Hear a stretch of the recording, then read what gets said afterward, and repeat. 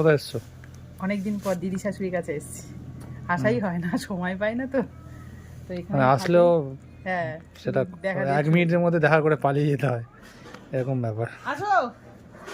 ঠাম্মা এখন মনে হয় স্নান টান করছিল, তাই এই যে কুটুসকে স্কুল থেকে নিয়ে এসে রেখেই আবার সঙ্গে সঙ্গে চলে এসেছি। ঠাম্মা কুল খাবে বলছিল, তাই কুল নিয়ে এসেছি। বিলেতি কুল? হ্যাঁ।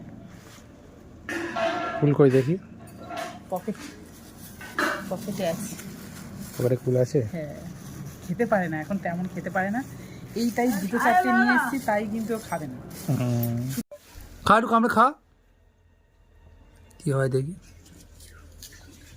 চামচ দিয়ে, এই যে চামচের পিছনটা দিয়ে কাটছি। আমি কেটে দেবো?